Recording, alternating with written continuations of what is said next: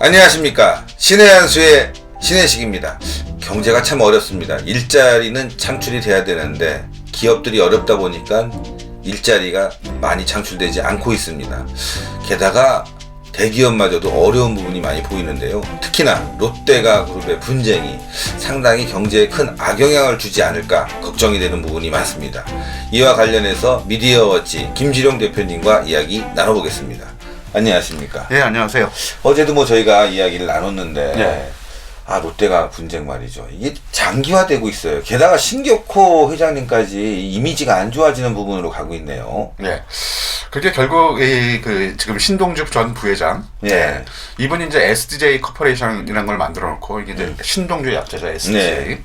거기 이제 민일성이라는 분이 이제 고문으로 와서 어떤 경영권을 되찾기 위한 뭐 그런 이제 분란이 시작이 됐는데 이분들의 전략이 이제 두 가지인 것 같아요. 하나는 이제 이 신격호 회장님, 네. 이분이 정신이 멀쩡하다. 왜 그런 일이 벌어지냐면 이 일본의 이제 롯데 홀딩스라고 있어요. 거기 이제 신격호 신동주 부회장이었다가 그래서 이제 해임이 됐고 또 한국은 이제 신동빈 부회장 체제가 공고해지고 그래서 롯데가 이제 그 상속 경영권 문제 누가 이제 상속을 받느냐는 다 끝났구나. 네. 다 정리됐구나. 예, 그렇죠. 근데 갑자기 신격호 회장님이 그 기자들을 모아놓고 신동주 부회장이 물려받는 게 맞다. 왜냐면 장남이니까. 장남이니까. 장남이 물려받는 게 뭐 한국의 정서고 뭐 전통이다.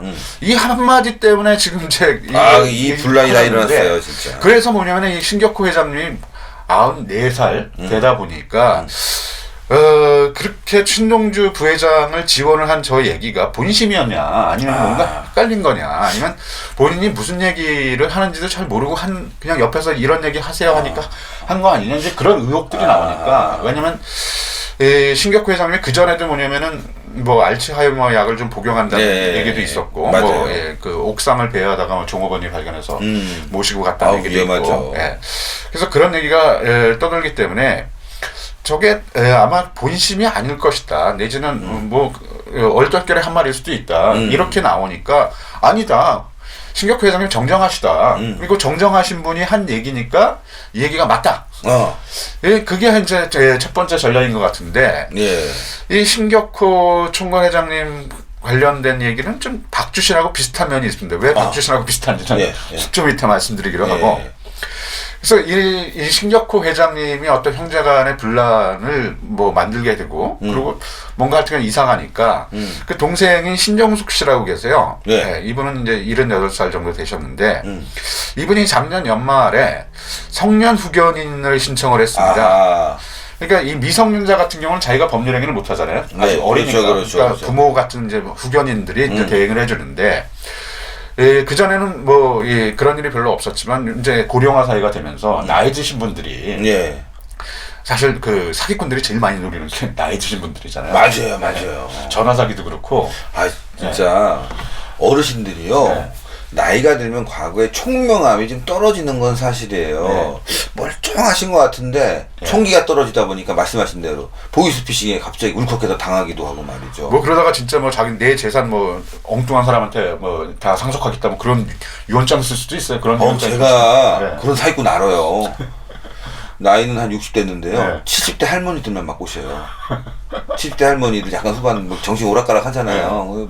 멀쩡하게 다가서 갖고 정주고 그러고 나서 이제 뭐 이런 서류 뭐 사인하면은 우리 행복하게 앞으로 살자 뭐 이렇게 해갖고 그 할머니가 그냥 홀랑 넘어가시네. 그래서 그런 일들이 이제 많이 벌어지는 사회가 돼서 이제 대한민국에도 이제 성년 후견인 제도, 성년이지만 누군가 후견인이 법률 행위를 대신을 해줘야 된다.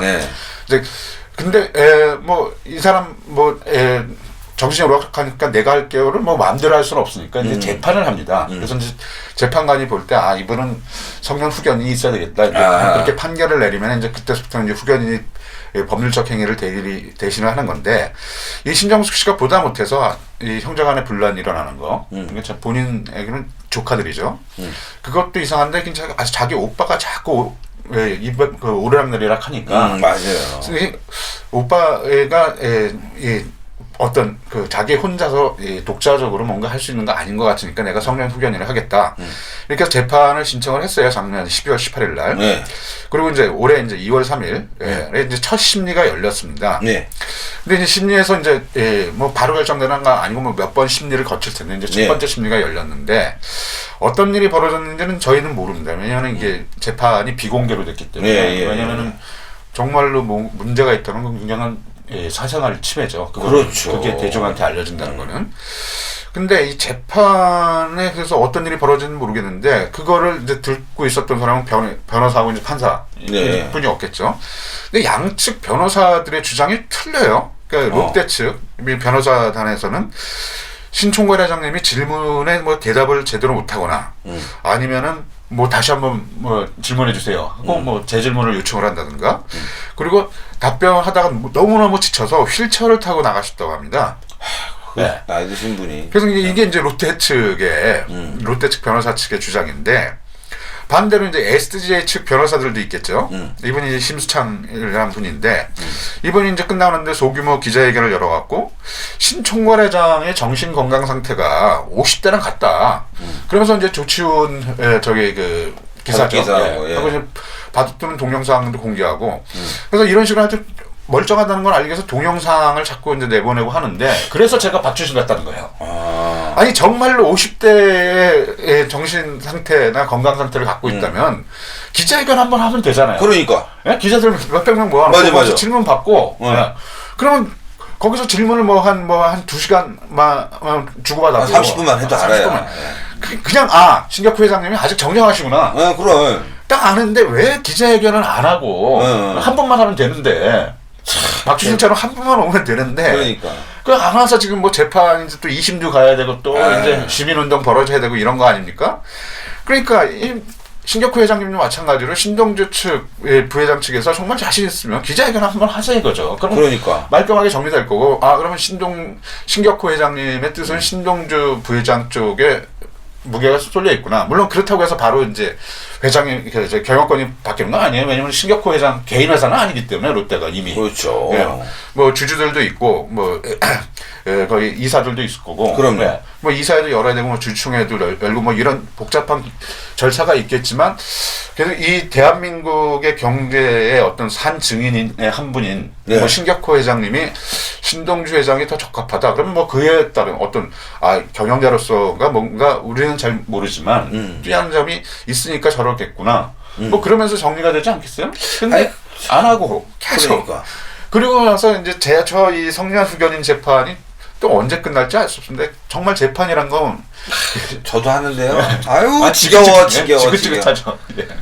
뭐 끝날만 하면 또 우리가 일만 하면 저쪽에서 연장하고 우리가 이 길만 또 뭐 질라고 하면 또 우리가 또 연장도 해야 되니까 그렇게 굉장히 뭐 오래 걸리고 짜증납니다. 저도 뭐 선고한다고 해서 갔다가 뭐 연기됐어요. 뭐 이런 일도 두 번인가 당하고 그랬는데 결국은 이게 시간 끌기 아니냐. 그러니까 지난번에 말씀드렸던 것처럼 빨리 끝내려는 의지가 없이 그냥 어차피 그 수수료 어떤 홍보대행 수수료는 계속 들어올 테니까. 신격호 회장은 또 얼마나 고생이에요. 그러니까 94살 된 분이 그리고 여기서 정말 제가 가슴이 아픈 게 신격호 회장 정도면은 진짜 대한민국 경제를 지금 만들어온 그런 어떤 주역이죠. 주역 중에 한 분이신데 94살 되셔서 재판 나가서 그것도 그냥 재판이 아니죠. 그러니까 정신이 멀쩡합니까? 안 합니까? 그게 얼마나 치욕스러운 일입니까? 그러니까요. 근데 그렇게 된 발단이 뭐냐면은 신격호 회장님을 자꾸 이제 이 경영권 분쟁의 도구로 사용을 하다 보니까 동생이 이제 신청을 하고 결국은 94살의 그런 어떤 치욕스러운 재판을 그것도 한 번도 아니고 앞으로 몇 번 더 열지 알 수가 없는 건데. 근데 제가 지금 수상한 게 만약에 우리 대표님이 정신이 멀쩡하잖아요. 저도 뭐 그렇고 제가 이상하다. 내 후견인이 있어야 되겠다. 그럼 제가 기자회견 딱 열어서 우리 동생이 우리 가족이 저를 음해하는 거 아니겠습니까? 기자 여러분들, 뭐 아까 그 얘기처럼요. 해야 되는 거 아니에요. 그렇죠.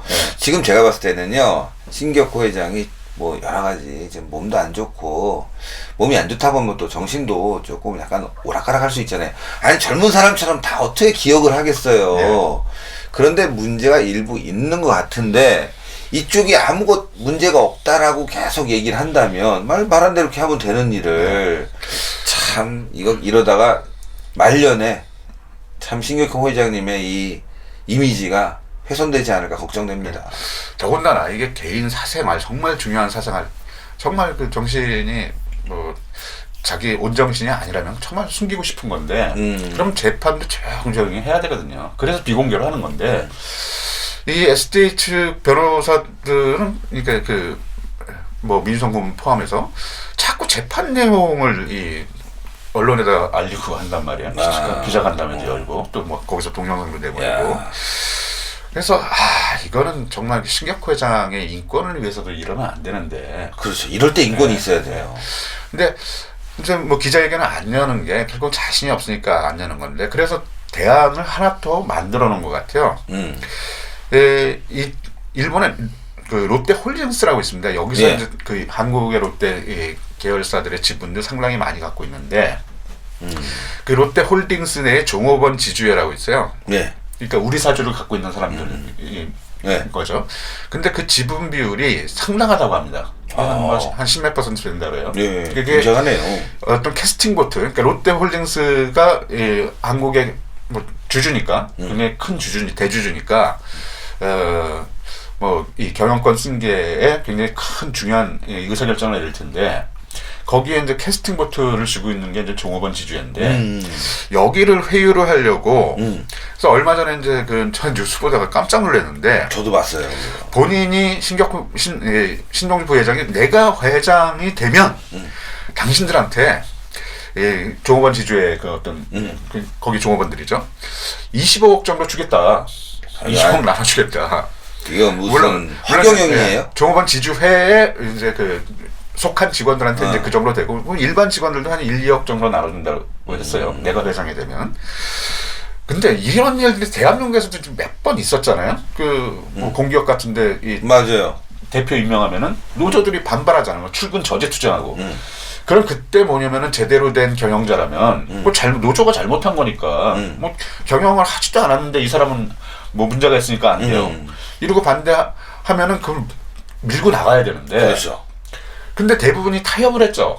월급 올려주고, 보너스 주고. 그러니까 대한민국 공기업들이 엉망진창이 되는 건데. 기업이 그렇게 하면 망해요. 기업은. 안 그런 사람은 제가 아마 최근에는 최연의 고해 사장. 그분 뭐 마지막에 이제 김문성 대표가 망쳐놓긴 했는데 중간까지는 정말 이 탱크처럼 밀어붙여갖고. 그러니까. 지금 생각하니까 김무성 기사는 또 기분 나빠지네. 최탱크. 뭐 여기 우리나라 탱크들이 몇 대 있습니다. 변탱크, 신탱크, 최탱크. 신탱크가 제일 낫네요. 그래서 하여튼 그래야 되는데 이 사람은 뭐냐면은 노조에서 먼저 요구한 것도 아닌데 우리가 당신 편 들어줄 테니까 돈 달라. 이것도 아닌데 자기가 먼저 20억 나눠주겠다. 20억이란 돈이 어마어마한 돈입니다. 그러니까 한때 30억 재테크가 유행한 적이 있었잖아요. 노후에 우아하게 살리는 30억이 필요하다. 근데 지금 얘기가 안 나오죠. 왜 안 나오냐면 불가능하니까 그렇습니다. 그럼요. 이렇게 오늘 대한민국 남자들 취직하는 게 대략 군대 갔다 오고 이러면 대학 나오고 군대 갔다 오면은 20대 후반이에요. 거기서 뭐 중간에 뭐 해외 연수 갔다 온다거나 아니면 취업 재수한다거나 하면 30이에요. 그리고 뭐 60살에 62살까지 정년까지 가는 사람은 그렇게 많지 않습니다. 대개 이제 50대 초반이 되면 그렇죠. 뭐 명퇴하고 뭐 그런 식인데 그럼 20년 동안에 30억 모으려면은 받는 돈의 거의 80%를 저금을 해야 돼요. 우리나라 그 인구의 한 3%가 연봉 1억이라는 거예요. 근데 연봉 1억을 받았다고 쳐요. 30년 모아야 돼요. 근데 직장인들이 얼마 받아갖고 그 30억 어떻게 모아요? 그러니까 그때 나온 또 이상한 얘기들 중에 하나가 뭐 펀드에 장기 투자를 하면 그거 다 망했어요. 연간 15% 준다. 그래서 뭐냐면 결국 불가능하니까 이제 30억 얘기가 들어가고 요즘 뭐 10억 모으자 뭐 이런 얘기로 이제 10억도 쉽지 않은데 쉽지 않은 게 아니라고 웬만하면 어려워요. 예전에는 집값이 워낙 올랐기 때문에 10억 재산 만들기가 쉬웠는데 요즘은 집값도 안 오르기 때문에 쉽지 않은 일인데 어찌됐든 이 25억이라는 돈은 일본에서도 어마어마한 돈입니다. 이거 그냥 줄 수 있는 돈이 아니에요. 그러니까. 근데 그거를 회사 돈으로 주겠다는 거 아니에요 지금. 그러니까 도대체 결국은 전에도 말씀드렸지만 좀 이 경영권 분쟁이 일어날 수도 있어요. 이건 뭐 이게 뭐 구멍가게 하나 물려받는 게 아니기 때문에 그렇죠. 이건 어마어마한 이 권력과 금력 이거를 물려받은 거라 형제간의 싸움이 나올 수밖에 없죠.